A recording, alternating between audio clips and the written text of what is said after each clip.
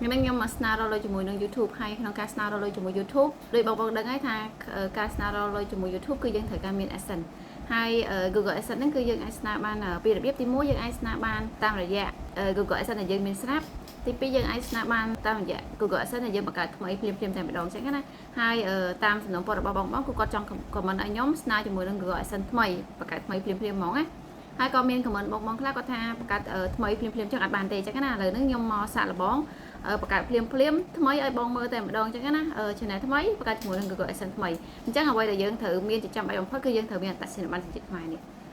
មួយថានេះបងយើងយកហ្នឹងមកព្រោះដោយសារខ្ញុំយកឈ្មោះនេះឈ្មោះអត្តសញ្ញាណប័ណ្ណហ្នឹងគឺឈ្មោះហ្នឹងឲ្យដូចជាមួយនឹងអត្តសញ្ញាណប័ណ្ណហើយឈ្មោះហ្នឹងគឺឈ្មោះ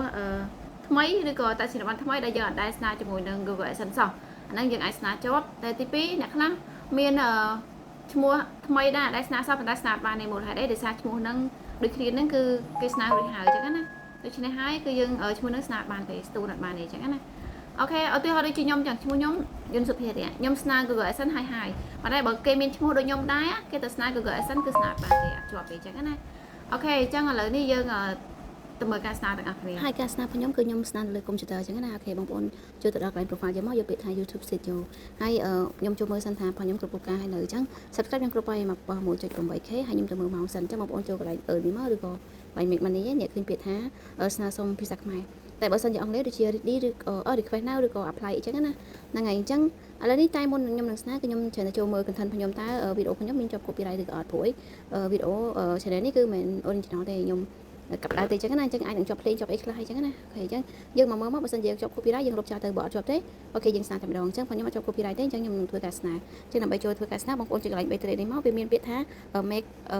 money ឬក៏កន្លែង earn អញ្ចឹងណាកន្លែងរូបដុល្លារហ្នឹងយើងយកពាក្យ request now ឬក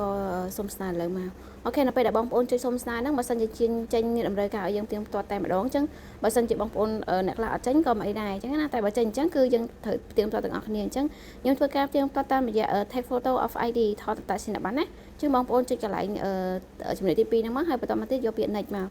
បើសិនជាបងប្អូនអត់មានកន្លែងហ្នឹងគឺមិនអីទេអាចទៅ step ស្នើប៉ុន្តែនេះដោយសារខ្ញុំត្រូវការផ្ទៀងផ្ទាត់អញ្ចឹងខ្ញុំផ្ទៀងផ្ទាត់ឲ្យទៅដើម្បីឲ្យយើងស្នើបានអញ្ចឹងណាអូខេអញ្ចឹងកន្លែងហ្នឹងបងប្អូនត្រូវវាលេខទូរស័ព្ទខ្លួនឯងពេលបញ្ចូលទៅវានឹងផ្ញើលេខកូដទៅ6ខ្ទង់នៅហ្នឹងឯងអញ្ចឹងណាអូខេអាកន្លែង verify ហ្នឹងខ្ញុំបាក់ជាងគេដោយសារអីលេខទូរស័ព្ទយើងប្រើម្ដងពីរដងហើយវាលេខឲ្យប្រើទៀតដល់ពេលអញ្ចឹងត្រូវរកលេខទូរស័ព្ទថ្មីដើម្បីយកមក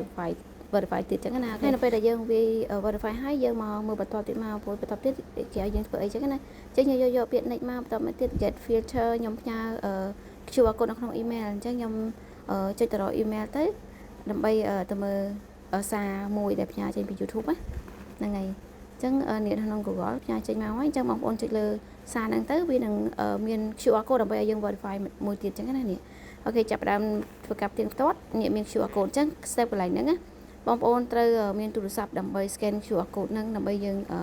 ថត ID ចេញពីតាមទូរស័ព្ទមកនេះឥឡូវមកមើលអេក្រង់ទូរស័ព្ទខ្ញុំម្ដងអញ្ចឹងបងប្អូនមកយកកន្លែង QR code scan នេះមកបន្ទាប់មកទៀតបងប្អូនទៅ scan QR code នៅក្នុង email ហ្នឹងមកចឹងដល់ពេលដែល scan ហើយនេះវាគេឲ្យថា open link អញ្ចឹងបងប្អូនចុចកន្លែង open link ហ្នឹងមកនឹងមានចេញចូលគណនីអីអញ្ចឹងចូលគណនី Gmail ផងយើងហើយ password វាបញ្ចូលទៅបន្ទាប់មកទៀតនៅក្នុងហ្នឹងគឺនឹងចេញsecurity វាថា step 2អញ្ចឹងណាហ្នឹងហើយ verify ថាវាជា device យើង account យើងឬក៏អត់អញ្ចឹងណាហ្នឹងហើយខ្ញុំយក yes it me មកបន្ទាប់មកយើងរងចាំតិចនេះក្នុងការផ្ទៀងផ្ទាត់គឺមាន2ទី1គឺថតឯកសារសម្គាល់ខ្លួនយើងអញ្ចឹងខ្ញុំរើសយកអត្តសញ្ញាណប័ណ្ណអញ្ចឹងណាទី2បញ្ជាក់ព័ត៌មានរបស់អ្នកអូខេមានឈ្មោះមានអីចឹងទៅអូខេអញ្ចឹងខ្ញុំយកពាក្យបន្ទាប់មកទៀតខ្ញុំយកជ្រើសរើសអត្តសញ្ញាណប័ណ្ណខ្ញុំអត់យក passport អញ្ចឹងណាអញ្ចឹងបងប្អូនមានអីបងប្អូន verify ហ្នឹងទៅអញ្ចឹងខ្ញុំយកអត្តសញ្ញាណប័ណ្ណបន្តមកទៀតបងប្អូន scroll មកក្រោមមកវាមានពាក្យថាយល់ព្រមអូខេអញ្ចឹងនៅក្នុងការថតអត្តសញ្ញាណប័ណ្ណគឺយើងថតពីកន្លែងទី1ខាងមុខទី2ខាងក្រោយអញ្ចឹងណាអូខេអាទី1នេះគេដាក់លើថតផ្នែកខាងមុខនៃឯកសារសម្គាល់ខ្លួនអញ្ចឹងខ្ញុំយកអត្តសញ្ញាណប័ណ្ណមកថតមកបន្តមកទៀតគេឲ្យយើងថតខាងក្រោយអញ្ចឹងណាអូខេអញ្ចឹងយើងថតខាងមុខផងខាងក្រោយផងដល់ពេលដែលយើងចុច submit ទៅគឺវា load ទាញឈ្មោះយើងមកអូតូម៉ាទិកមកអញ្ចឹងណាអញ្ចឹងយើងផ្ទៀងផ្ទាត់មើលឈ្មោះរបស់យើងត្រូវអត់ហើយថ្ងៃខែឆ្នាំកំណត់ត្រូវអត់បើត្រូវហើយយើងដាក់បញ្ចូលមក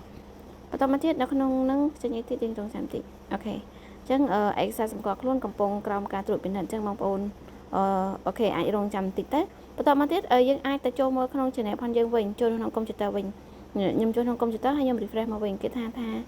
ាអ្នកបានបញ្ចប់ការផ្ទៀងផ្ទាត់ហើយអញ្ចឹងណាអញ្ចឹងឥឡូវខ្ញុំត្រឡប់ទៅកន្លែង channel ខ្ញុំវិញក៏ឲ្យស្នើអត់នេះឃើញអត់ ឥឡូវយើងចាប់ដើមស្នើឥឡូវអូខេនេះចឹងយើងបានហើយចឹងអ្នកខ្លះបើគេចេញមកផ្ទៀងផ្ទាត់ចឹងផ្ទៀងផ្ទាត់ទៅតែបើអត់ចេញផ្ទៀងផ្ទាត់ទេគឺចេញគាត់ថាចេញពាក្យស្នើគឺវាចេញចឹងហ្មងចឹងណាអូខេចឹងយើងចាប់ដើមចូល step 1ក្នុងនោះវាមាន3 step step 1គឺវាគ្រាន់តែ check basic condition ផងយើងឯងលក្ខខណ្ឌធម្មតាលក្ខខណ្ឌដំបូងផងយើងអីចឹងណាអូខេចឹងយើងចុចពាក្យ start មកបន្តមកទៀតចុងក្រោយកន្លែង condition ហ្នឹងគឺបងប្អូនចុច tick ហើយយកពាក្យ agree term ហ្នឹងមកអូខេកន្លែងហ្នឹងអត់អីទេគឺវា done automatic វា approve automatic ចឹងណាហ្នឹងហើយចាអ្វីដែលសំខាន់គឺ step 2 និង step 3ហើយ step 2គឺដល់កន្លែងចំណុចសំខាន់ផងយើងហើយគឺយើង sign up ជាមួយនឹង Google AdSense សម្រាប់ YouTube អញ្ចឹង Google AdSense ផងយើងគឺដូចខ្ញុំនិយាយពីមុនអញ្ចឹងគឺមាន2គឺទី1យើងធ្លាប់មាន Google AdSense ហើយយើងយកមកស្នើជាមួយទី2គឺយើងបង្កើតថ្មីអញ្ចឹងណាចឹងនេះដាក់ទី1 yes I have already earned AdSense បើសិនយើងធ្លាប់មានហើយយើងយកមកដាក់មកយើងអត់រងចាំ pin នេះគឺយើងស្នើឲ្យ approve ភ្លាមៗគឺបានលុយតែម្ដងអញ្ចឹងណាប៉ុន្តែគឺដោយសារបងប្អូនគាត់សំណូមពរអញ្ចឹងខ្ញុំសូមបង្កើត AdSense ថ្មីអញ្ចឹងបងប្អូនដើម្បីបង្កើតអញ្ចឹងបងប្អូនយកអាទី2ណាno I don't have an existing account អញ្ចឹងបងប្អូនចុចកន្លែងហ្នឹងមកបន្តមកទៀតបងប្អូនយកពាក្យថា continue អូខេអញ្ចឹងយើងរងចាំតិចថាចេញមកឲ្យទៀតអូខេកន្លែងហ្នឹងបងប្អូនត្រូវចូល email ណាចូល email នៅក្នុង YouTube ផងយើងហ្នឹងអញ្ចឹងចុចកន្លែងហ្នឹងមកតមកទៀតចេញតម្រងបែបនេះអញ្ចឹងបងប្អូនមើល country Cambodia ត្រូវហើយអញ្ចឹងបងប្អូន scroll មកក្រោម tick កន្លែង I have read and accept ហ្នឹងហើយយកពាក្យថា set up account តែហ្មងទៅអូខេបន្តមកទៀតអញ្ចឹងកន្លែងហ្នឹងបងប្អូនយកពាក្យថា continue ព្រោះវាបញ្ជាក់ថា verify ផងយើងឬក៏អត់អញ្ចឹងណាអញ្ចឹងខ្ញុំរៀងដោយសារខ្ញុំដាក់ security ពីបេតុងអញ្ចឹងវាទាមទារចឹងហីអញ្ចឹងបងប្អូនវាយលេខទូរស័ព្ទយើងបញ្ចូលទៅវានឹងផ្ញើលេខកូដ6ខ្ទង់មកទូរស័ព្ទផងយើងអញ្ចឹងណាដោយសារតែ account ខ្ញុំមួយខ្ញុំដាក់ step 2ខ្ញុំដាក់ two factor ខ្ញុំដាក់អីចឹងណាដោយសារខ្ញុំ security តិចព្រោះខ្លាចលោគេ hack ឬក៏បាត់ account បាត់អីចឹងណាព្រោះ channel ផងយើងសិតតែរកលុយបានចឹងណាហ្នឹងហើយចឹងនៅពេលដែលផ្ញើលេខកូដទៅ6ខ្ទង់តាមលេខទូរស័ព្ទផងយើងហើយចាំបងប្អូនយកវាបញ្ចូលទៅហើយយកពាក្យបន្ទាប់មកអូខេយើងចុចបន្ទាប់ហើយបន្តមកទៀតវានឹងដល់កន្លែង customer info អញ្ចឹងព័ត៌មានរបស់អតិថិជនអញ្ចឹងទៅអញ្ចឹងយើងមកដល់ពិនិត្យទៀងទាត់ផងយើងនេះអញ្ចឹង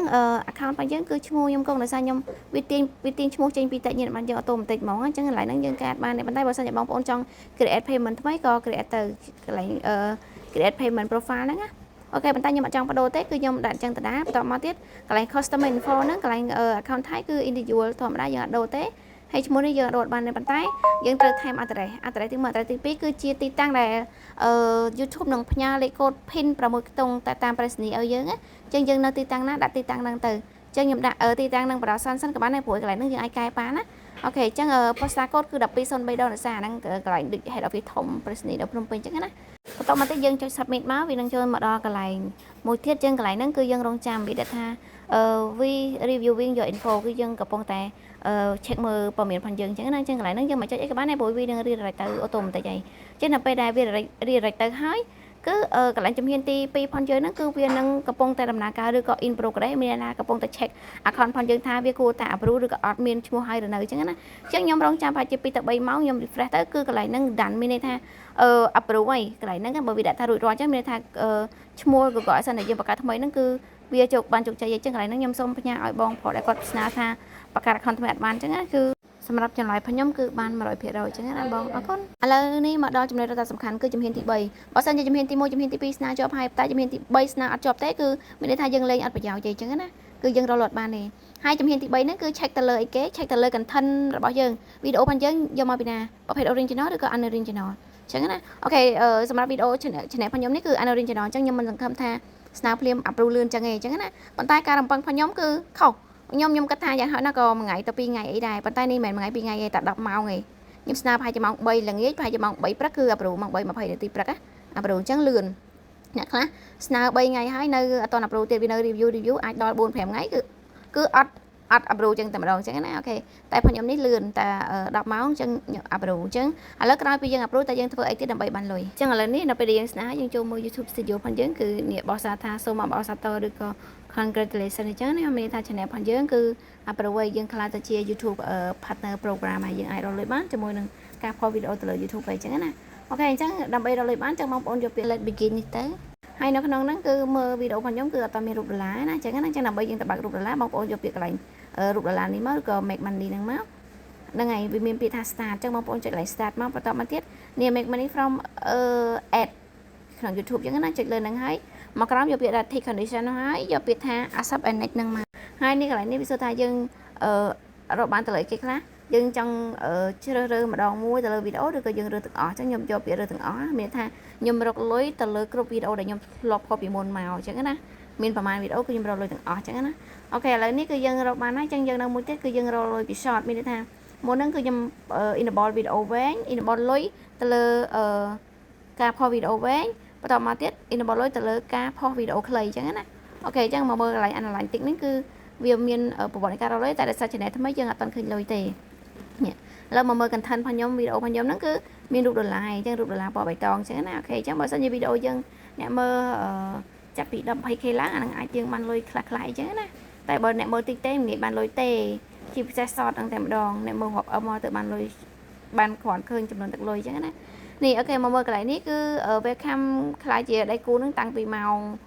3យប់មិញម៉ោង3ភ្លឺអញ្ចឹងណាអូខេអញ្ចឹងការស្នាប់របស់ខ្ញុំមានតែប៉ុណ្្នឹងទេឥឡូវនេះយើងទៅមើលក្នុង Adsense របស់ខ្ញុំតែនៅក្នុង Google Adsense យើងត្រូវបំពេញអីគេខ្លះព្រោះអីមិនហ្នឹងគឺយើងមើលតែក្នុង YouTube ទេណាអូខេឥឡូវបងប្អូនចុចកន្លែង browser យកពាក្យតែ Google Adsense ហ្នឹងមកយកពាក្យតែកន្លែង sign in ហ្នឹងមក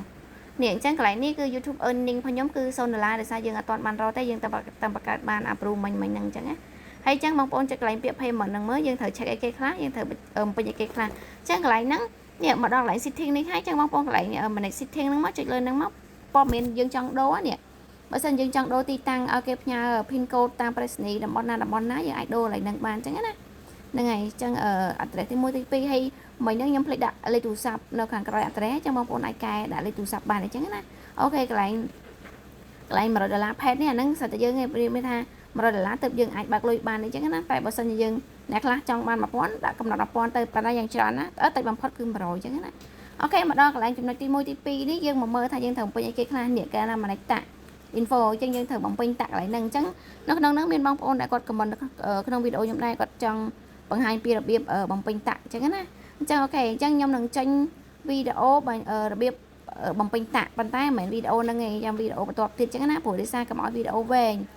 អូខេហើយនៅមានទៀតដល់ពេលដែលយើង verify ចប់ហើយយើងត្រូវ verify ID ទៀតអត្តសញ្ញាណប័ណ្ណទៀតដើម្បីយើងអាចបើកលុយបានណាអញ្ចឹងអាហ្នឹងក៏ជាវីដេអូបន្ទាប់ដែរហើយមិនមែនតែប៉ុណ្្នឹងឯងនៅពីចំណុចដែលសំខាន់ទៀតទី1គឺយើងបំពេញ pin code ទាំង6ខ្ទង់ដែលយើងបានពី Presny ទី2គឺដល់ពេលដែលយើងបានលុយ$100ហើយគឺយើងភ្ជាប់ payment ជាមួយនឹងធនាគារខ្មែរ ABA ឬក៏ ACDA ជាដើមអញ្ចឹងបងប្អូនដែលចង់តាមដានភាពបន្តទៀតចង់ជួយ follow ឬក៏ subscribe channel ម្នាក់មួយមកយើងជួបគ្នានៅវីដេអូក្រោយបន្តទៀតអរគុណច្រើនបាយបាយជម្រាបលា